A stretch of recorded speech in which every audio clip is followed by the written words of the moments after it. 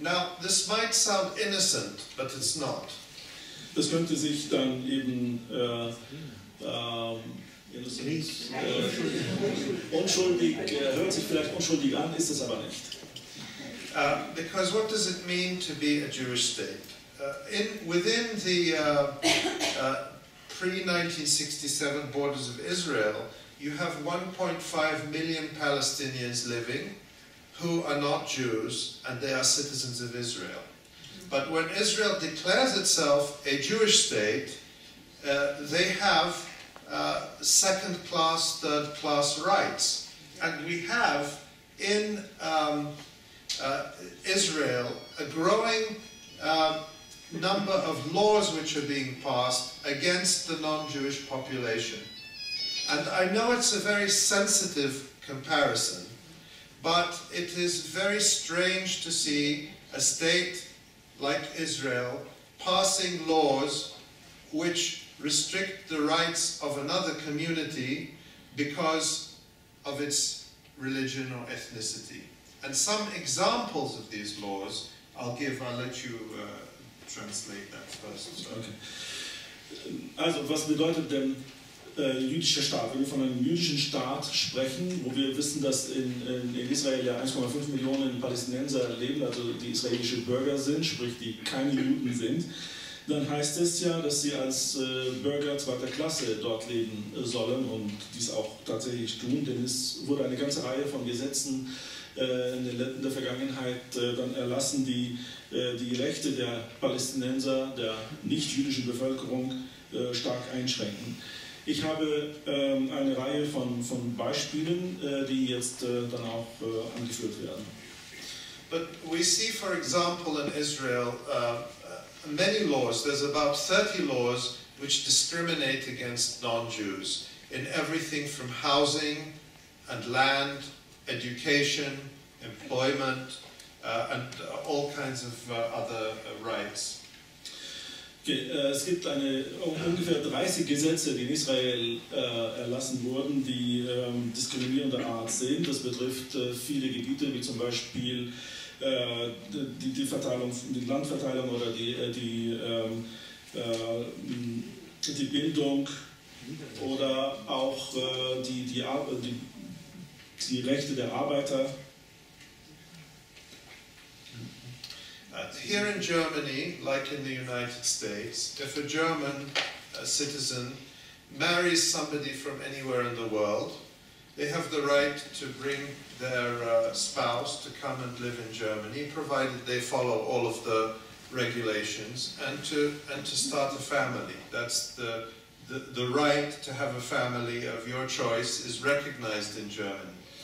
In Deutschland beispielsweise ist es, wie in allen Ländern dieser Welt im Prinzip, wenn jemand einen Partner heiratet, der eine andere Staatsbürgerschaft hat, dann gibt es das Recht auf Familienzusammenführung und dann darf dieser Partner dann nach Deutschland kommen und dann hier mit dem Ehegatten zusammenleben.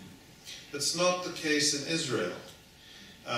For example, since 2004, if an Israeli citizen marries a Palestinian, they are not allowed to live with them in Israel. Das ist nicht der Fall in Israel. Seit 2004 gibt es ein Gesetz, das es verbietet, dass wenn jemand ein Israeli heiratet, eine Palästinenserin oder umgekehrt, haben sie nicht das Recht auf Familienzusammenführung, sie können nicht zusammenleben im Staat Israel. And who is this law aimed at? Of course, there is a small number of Israeli Jews who marry Palestinians and they have mixed families. It happens. And in my book I give the example of one Palestinian man who married an Israeli Jewish woman, and they couldn't find anywhere to live legally in the country because Israel prevents its citizens from living in the West Bank areas under Palestinian control, and he as a Palestinian was not allowed to live anywhere in Israel. So it was illegal for them to live in the country anywhere together. Also, wer ist denn die Zielgruppe dieser Gesetze? Das ist ganz klar, das sind die Palästinenser, denn zum Beispiel, ich kenne da viele Beispiele, ich nenne auch eins in meinem Buch, wenn ein Palästinenser eine jüdische Frau heiratet, dann kann er nicht mit ihr zusammen in Israel leben und umgekehrt. Israel erlaubt seinen eigenen Bürgern nicht, in den besetzten Gebieten zu leben. So gesehen hat dieses Ehepaar keine Möglichkeit, gemeinsam auf dem Land Palästina zu leben. Now, so that's an example, but mostly this law is aimed at the Palestinian citizens of Israel, because they marry Palestinians from the West Bank or from Jordan or from Gaza, and so this law is intended to prevent the Palestinian population within Israel from increasing. Das Gesetz zieht aber in erster Linie auf die israelischen Bürger, also auf die Bürger palästinensischer Abstammung in Israel, denn sie heiraten in der Regel oder häufig dann Partner entweder aus der Westbank oder aus Jordanien, aus anderen arabischen Anrainerstaaten. Und Israel möchte verhindern, dass der Anteil der Palästinenser dadurch dann anwächst in Israel selbst, wenn diese Menschen ihr Recht auf Familienzusammenführung in Anspruch nehmen würden. So this is an example of what it means to recognize a Jewish state. It means to recognize that the state has the right to discriminate in a way that is absolutely intolerable in the 21st century. Das ist also, was wir uns vorstellen können, unter dem Begriff Israel als einen jüdischen Staat anzuerkennen. Das bedeutet zu akzeptieren, dass der Staat diskriminierend vorgeht gegen einen Teil seiner eigenen Bürger. And we have to remember that Israel is not applying laws against immigrants coming from outside the country and saying, well, we have the right to regulate immigration. It is applying these laws against the indigenous people of the country.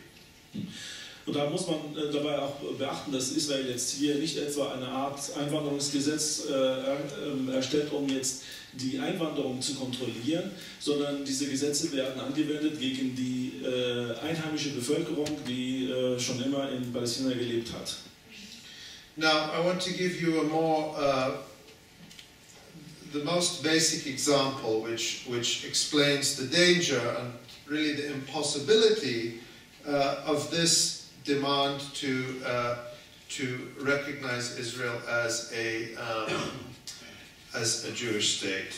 Ich möchte Ihnen hier nochmal ein klassisches Beispiel zeigen, was es bedeutet, Israel als einen jüdischen Staat anzuerkennen.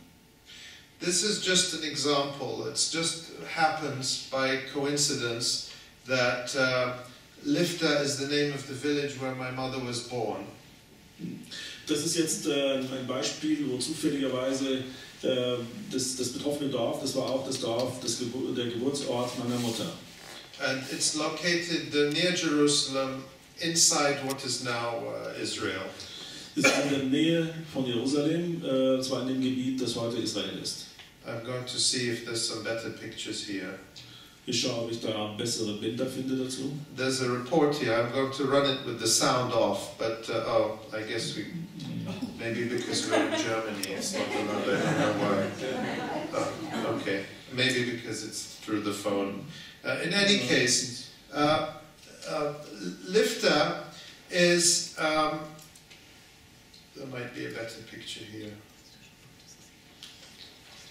Ich wollte gerne einen Bericht dann ablaufen lassen, aber das ist Lifta is mostly intact. The village is still there. Lifta, also dieses palästinensische Dorf, ist fast intakt geblieben. Also die Häuser sind stehen geblieben nach 1948. And it's empty. None of the people from Lifta are allowed to return to the village. Most of them live in Jordan, in the West Bank, in the United States, perhaps in Germany, all over the world. Das Dorf ist leer, das heißt, die Bewohner von Lifta, die damals vertrieben wurden, haben nicht das Recht, zurück in dieses Dorf zu gehen. Sie leben heute zerstreut in verschiedenen Anrainerstaaten, teilweise auch in Europa. Now, the gentleman who wrote this article, Antoine Raffoul, who was with us in Stuttgart, is part of a campaign to save Lifta. and to have Lifter declared by UNESCO a World Heritage Site. Der Autor dieses Berichtes, Anton Raful, war auch letztes Jahr hier in Stuttgart auf der Konferenz mit dabei. Er versucht jetzt das Dorf zu retten, und indem er dafür eintritt, dass die UNO das Dorf als Weltkulturerbe dann erhält. Why does Lifter need to be saved? What's the threat to Lifter? Warum sollte man denn überhaupt Anstrengungen unternehmen, um das Dorf zu retten? Was droht denn dem Dorf? Well, the reason is that Israel has a plan to turn Lifter into a luxury housing development for Jews only. Der Grund ist, dass Israel einen Plan hat, auf dem Gebiet dieses Dorfes dann eine Luxuswohnungen aufzubauen für Juden, nur für Juden. And so that's the most fundamental kind of racism that happens when you have a Jewish state. That somebody can come from Canada or the United States or Germany to go and live in Lifter or any of the other places in Palestine where Palestinians lived before, but the people who are born there are not allowed to return. Das ist also ein eklatantes Beispiel für die Diskriminierung, die entsteht, wenn man den jüdischen Staat anerkennen würde. Das bedeutet, dass jetzt irgendjemand, der aus Kanada oder sonst oder aus Deutschland oder aus einem anderen Land dahin kommt, der jüdischen Glauben ist, der kann dort leben. Aber diejenigen, die dort geboren wurden, die Jahrhunderte dort gelebt haben, werden daran gehindert, zurück in dieses Dorf zu gehen. So this is why the notion or the idea of a Jewish state or recognizing Israel as a Jewish state is in a way cements and legitimizes racism and ethnic cleansing and takes us really much further away from any kind of just peace. Das ist also deshalb ist es sehr gefährlich, dann so einen jüdischen Staat zu unterstützen, denn das zementiert letztendlich Diskriminierung und Rassismus, und das ist auf gar keinen Fall ein guter Beitrag für einen nachhaltigen Frieden. Now, so those are some principles. But what did Obama tell us about, he gave his vision of a two-state solution. I would say it is a very minimalist vision that gives Israel almost everything it's been asking for. And then he said, we, the United States, we're not going to do anything. All we can do is tell you what we think the vision will be. And it's up to you to move towards it if you want to. You Israelis and Palestinians. He said, in fact, ultimately, it is up to the Israelis and Palestinians to take action.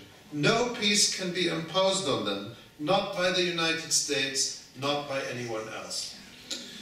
Also, Obamas Vision, die er uns gegeben hat, war sehr minimalistisch in dem Sinne, dass er sagt ja, dass er zum einen den Israelis fast alles gibt, was sie verlangen oder was sie immer fordern.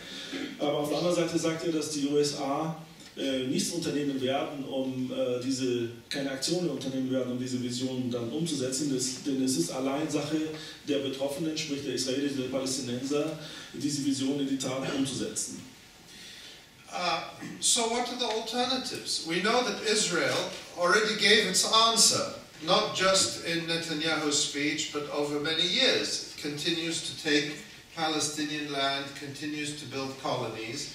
And we saw no sign of any change from Israel. So it's clear that Israel is not interested in even this vision which Obama put forward. Die Antwort Israels kennen wir ja bereits. Es ist nicht alleine in der Ansprache von Netanyahu jetzt deutlich geworden, sondern über die ganzen Jahre hat uns Israel seine Antwort gegeben. Sie haben kein Interesse daran, irgendeine Art Zwei-Staaten-Lösung umzusetzen. Sie bauen weiterhin Siedlungen auf und sind zu keinerlei Zugeständnissen bereit. Now, one alternative which is being talked about is the plan by the Palestinian Authority